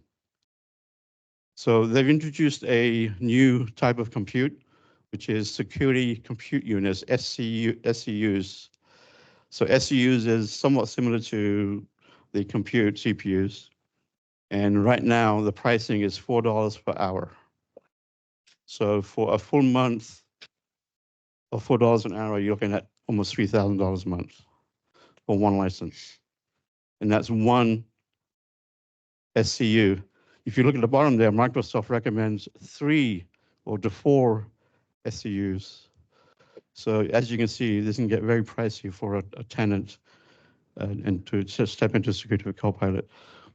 They have said that you have the ability to deprovision it and re-provision it again. I've not heard much more as far as if you can do it mid-month to reduce that expense.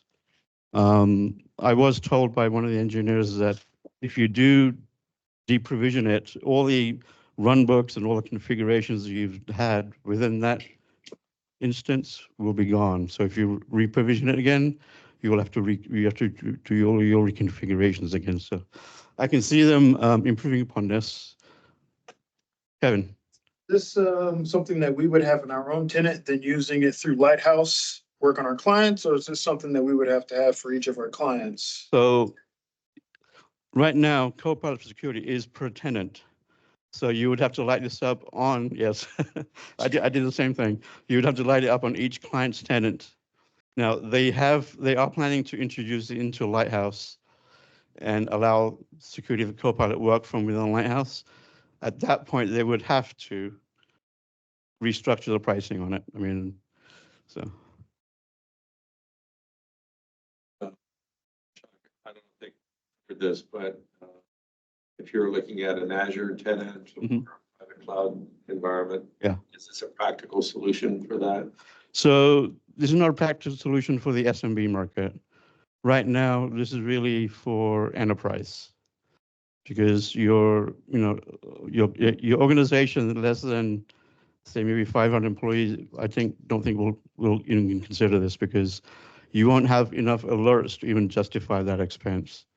If you have a much larger organization, say more than 500, this might be something you might want to consider.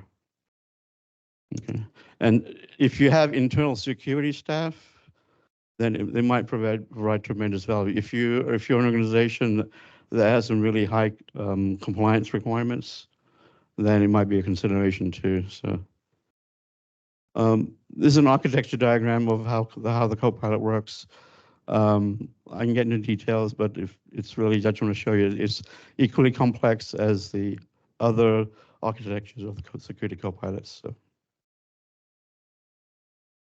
thank you. Questions? This is just a small snapshot of what I learned. I picked on the top things that I think would provide value. So, thanks. Good job, Ashok. Don't hurt yourself with the podium over there. He's Mr. AV. He's Mr. Topic of Discussion. The man's amazing. All right, I think we're at the point where is now the 22nd introductions. All right, guys, we got to keep it to 20 seconds because it's pretty much at time. So why don't we start with the people online? Everybody who's online and still there, why don't you turn your cameras on? Joel, you're already on. So would you like to go first and give us 20 seconds? Sure. Can you hear me? Yes, sir. Okay, quick 20 seconds. My name is Joel Brenison. Work with Spyglass Search Inc., and we focus on AI-powered business workflows. And so our connection with the kind of Microsoft ecosystem is we connect into Microsoft products, and that's our input, that's our output, as well as other ecosystems, other products. And that's me. Thanks, Joel. Reza. Hi, everyone from Dallas, Texas. How y'all doing? It's a beautiful state, and the people here are very, very friendly. And what I do is when Ashok travels and goes to Washington, I carry his luggage for him and drive him around. So that's basically it. Ashok did a fantastic job. I'm going to post a little link to a lot of the sales related resources. You know, Ashok being technical as he is, he brought in some great technical insight. They also had a lot of different sales insights and resources. That's where I spent my time, and Ashok spent his time on technical. So I'll post one link that has like a million different documents you all may enjoy. And yeah, so howdy. Thanks, Reza, in Texas by way of San Diego visiting. Maverick is also in Texas, guest I invited. So he is, I'm sure, happy to hear good things about Texas. Maverick, feel free to tell us a little bit about yourself and how we can help you. Hi, my name is Maverick Matthews. I am in Austin, Texas, so a little bit south of Reza. I am a director of program management and operations for an internet security company. I've been in the IT industry for 12 plus years now. Fred invited me to this, my first meeting, so I thoroughly enjoyed it. Thank you. And I'm here to network. I'm currently looking for a new opportunity, so I'm seeing what's out there. I was a Microsoft contractor a few years back. Thoroughly enjoyed that as well. So just looking to get back into the environment and see where things are at. So thank you. I appreciate it. Thanks, Maverick. If you and everyone else online can put their information in the chat, that'd be great. And let's all reach out to each other and have a little Teams call offline, and then you can do a little one-on-one. So I met Maverick through Ashley. Thank you, Ashley. Ron, it looks like Ron, are you there? Are we going to see your pretty face? Maybe. I'll see his pretty face on lunch tomorrow. I guess that's everybody that's online. Oh, looks like he's having some problems, Ron. So we'll just go around the room. Here, we'll start with Mr. Klaus. Hi, everybody. Eric Klaus with Saxon AI. We are your Microsoft AI and Copilot partners. That's our expertise. What I'm looking for is to partner with anybody who has clients who are interested in AI and Copilot solutions. What we don't do is security and compliance around AI, which is a major challenge for a lot of clients. So in fact, earlier today, we did a webinar with Reza and the Aegis team where we talked about security and compliance and navigating the Copilot ecosystem in today's world. So would love to chat with you if you have clients that are interested in AI and Copilot solutions. And Thank you. Hey, everybody. I am Kevin. I'm the past president of the San Diego IAMCP chapter. I am the CEO of AU Technology Solutions. We are an SMB managed services provider. We like to deal with all those micro clients that you can't make money off of. So hit me up. We've got some great partner opportunities. Hello, all. This is Manish Bhadia, past president here. Good news. Finally, my book is online. 4/22 it releases. The topic is AI productivity leap. So more on the workflow automation and how AI can help you. So I think this will be a great giveaway to our clients and make them educated on what they can do. So very excited about that. So next meeting, I can bring it to share that with you guys. In terms of business, of course, data and AI is the focus. So we're just looking to partner on that. Thank you. Book signing next time? Books, yeah, sure. He's going to be famous. Hey, I already have my name on his list. Feli Michaga with Managed Solution. We're a service provider. I'm having a lot of fun, you guys. Not only do I get to troubleshoot tech issues, but Managed Solutions say, hey, why don't you be our brand ambassador as well? So I'm troubleshooting tech issues today, tomorrow morning. I'm at an event somewhere having fun and meeting brilliant people. But most importantly, I love tech. This is my passion and I always want to give back, but most importantly, make a difference. So remember, every time we contact somebody, you just never know where that person is going to lead you. So I have a lot of stories to tell you about that, but let's hear from Nora. Hello, I'm Nora Betancourt. I'm in the world of mental health, and I am a team member of Mind Street. We are a clinically validated computerized program for anxiety and depression. I love referrals for small companies, big companies, corporation, faculty, you name it. I love it. Thank you.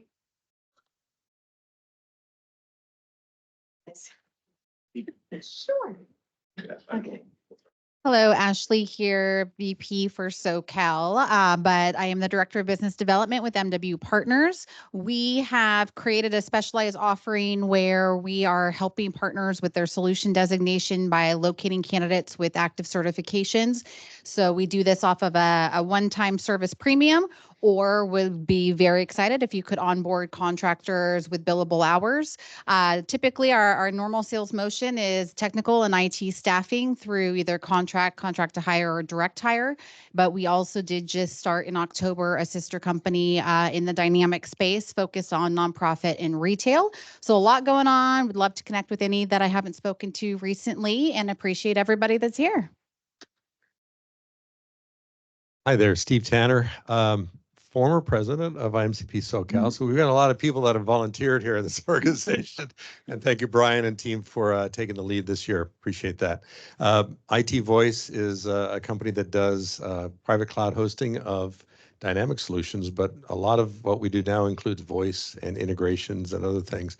So it seems like there could be some collaboration. And Eric, we do deal with some security in the banking sector, so there may be some ideas there we can brainstorm. On a personal note, and the reason I asked the question of Dr. Anita of what does this leadership soul, what does that mean? My wife has encouraged me to take one day away from work-related activities between Monday and Friday, and I happen to pick Wednesday. So if you email me on a Wednesday and I don't respond, it's not because I don't love you. It's just I'm trying not to be online, but without telling you I'm not online. And what I've discovered is you can actually get a lot of stuff done in the other 4 days of the week that are work-related if you manage your time appropriately. So I'm trying to do that, and I'm finding that that's trying to helping me build that leadership soul that I think has helped me so far. So an idea for some of you in the room. I mean, the dishwasher doesn't get emptied on Wednesdays too. I didn't say work-related. Well, that could be work. Hi there, my name is Eileen Dewar and I'm with Engage PEO. We do the full outsourced HR for small and mid-sized companies, everything from the basics of, payroll and workers' comp insurance. Our HR consultants are licensed employment attorneys, which is very different. And then we can provide Fortune 500 company benefits at small business prices. But what Steve is talking about is the 4-day work week, right? And there's been a push in California to move to that. And there's all sorts of research globally, not just in California, that is showing that people are more productive actually with a 4-day work week than our traditional 5. So Little evidence. yes, you're living proof. Right.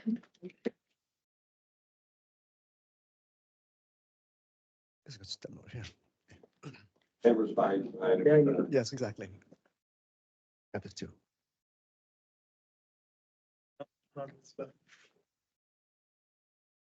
He's got the goods, everybody. I see. Stage. He's got the green. Hi, my name is Brian Inuma. I would normally say that a company is Strategic Systems Group, a Los Angeles-based IT consulting firm and experts in enterprise resource planning. No longer true. So after 32 years, I created an exit for myself last year, and now am looking for my next adventure. I have been the past secretary of the chapter, been the past treasurer of the chapter, I've been the past Marcom chair of the chapter, now the current president, and if all goes well, the past president next year. She will take over. All right, and I also have some cards to pass out. So while everybody else is doing some other things with survey and so forth, I'll explain what the cards are for. Okay? Yeah.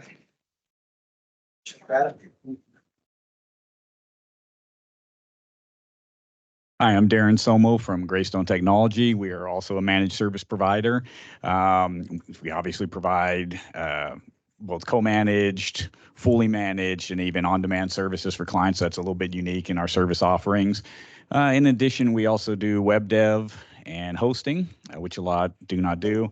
And finally, as part of our parent organization, we have over 45 locations domestically. So if you have larger clients that, even though most of the work's done remotely, that they want on-site support and boots on the ground in certain regions, we can cover a pretty wide range. All right.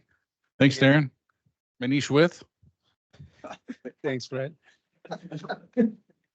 So I guess I'm the last one here. Manish, first of all, I think the vibe in the room is all about AI, right? How many times do you hear the word AI like within those 24 hours that we lived in the last 9 to 12 months? It's crazy, right? Like it feels like everything has completely changed in our world. So kudos to you, Manish, for writing up that book. Can't wait to read that. I'm sure you poured in a lot of time, research, and effort, so we all get to benefit. So kudos to you and thank you. My name is also Manish Bansal, though. So Manish and I joke about it that every time we network in similar groups and we have to explain, like both initials are also MB, so we have to explain it's Manish Bardia and Manish Bansal. So anyway, coming to my introduction, Manish Bansal with Fifth Square. We are all about data analytics, AI. Also something maybe just to differentiate with Manish, we also do CPM, so corporate performance management, budgeting, planning, forecasting, etc. So while looking to partner, I think I'd pick up on something that one of us mentioned, Ro mentioned about strategic partnerships. So I think, Brian mentioned that. So that is my goal is to find some of those strategic partners to make the needle move. One thing that I just got back from Washington, D.C. was with kids on the spring break with the family, and a client had recommended a book to read, which I started reading on the plane, and I was like hooked. And I would recommend that here. It's called 12-Week Year. And what this book is talking about is just like in a 30-second summary, whatever we try to do in a year, try to think of 12 weeks as your year, and you'll start finding differences in how you behave every week, every day, etc. So I'll pause there, but great book, 12-Week Year. Thanks, Manish. And that's Manish with hair versus without hair. It's funny. For those who don't know the joke. Manish with Fifth Square. Okay, that's what you said. Manish with Fifth Square, not with hair. Although he has hair. Ashok? Yeah, so hi everyone again. Ashok Patel with the Aegis Innovators, Vice President of Technical Services. I'm also the operations chair for the chapter. Aegis Innovators, we're an organization that's very Microsoft focused. We implement what we call a zero trust security framework for our clients. That includes deployment of all the security features that come with Defender for Endpoint, Intune, Defender for Office 365, the full suite. We have a way to deploy that through an automated process. So we deploy up to 200 different configurations for a tenant within a 1 hour's time frame, all being group-based so that you can have a very organized and structured deployment. So if you know anybody that needs that kind of level of security for their infrastructure, reach out to us. Thank you. Thanks, Ashok. And my day job is Fred Cooper with Effortless Office. We're a nationwide managed service provider. We pay 20% of that recurring revenue that we close together as long as it bills, other than Microsoft licensing, because we know that it doesn't have that kind of margin. So good money to be made. Happy to speak with you and your customers. For those of you still around, please do the survey right here. We will be picking a $25 Starbucks winner. So a note on the survey, there are 2 additional questions on the survey, thanks to the board trying to capture more information. maybe if I could, just. While people are doing that, do we want to talk about the card, Brian? Or if you don't mind, or how do we want to do that?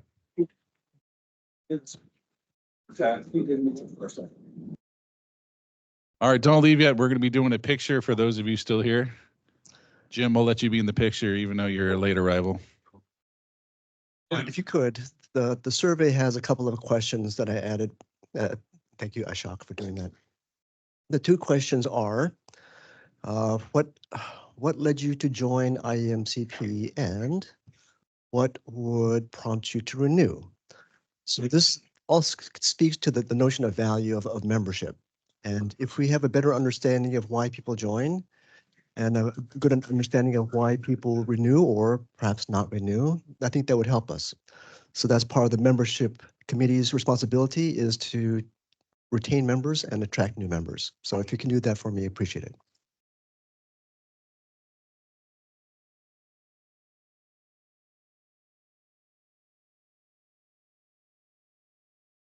it.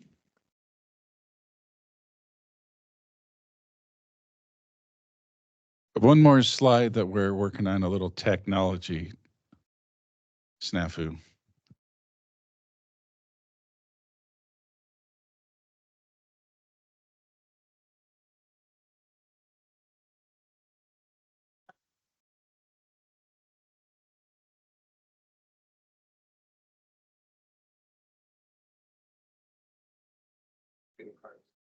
No, I got the sniffer.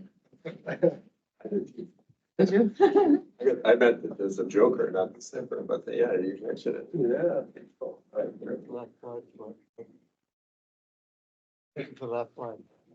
But there's no picture? We have 5 more halves of falafel if anybody's a falafel enthusiast. That's not a sequence, I think. Oh, there it is. So, Manish?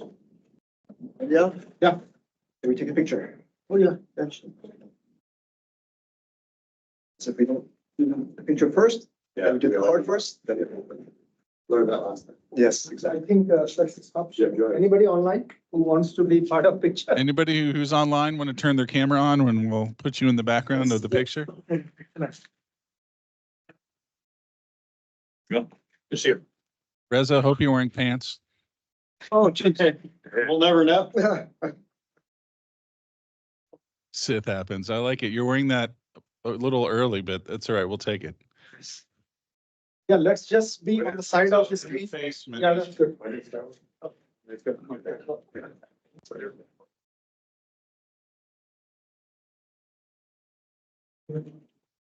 kind of split up, but I guess we want to get shadows on the. You get us all? Jim Can is the hiding. co-pilot take a picture? I'm sorry. That was intentional. Oh, That was intentional. Nice. How do we get you? 1, 2, and 3. You will know. You do a selfie. He's a selfie expert. He's the expert. Okay. Nice. Well, He's got it. he's got AI working on the picture formatting. That's right. okay, so now I can explain the cards. Did Jim get a card? Or should I pick one off the top of the deck? I think I got one. I get her. I don't know what the card is stuff. Oh, maybe not. It looks like a playing card. Somebody. All right, I Eric, think the I final. got you with bunny ears. Oh, Come back nice. here. And I think Brian is going to talk about these cards that we got here locally. Yes. I got the affirm. Reza, can you? Reza, What's can you that? send me also the link which you have put in the chat? I'll distribute with the board members and whoever wants, because I'm not part of the meeting, so cannot get the sales link. Yep, I'll send it to you, my friend.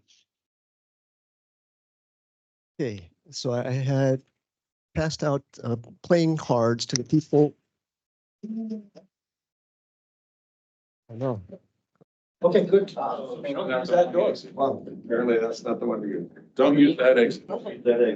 Okay, so this is a little bit challenging. I'm going to try something that encompasses people who have stayed, thank you, people who have left the building, and people who are online. So let's give this a try. Okay, so the cards that I passed out, I guess ace, king, queen, jack. So there are 4, I think.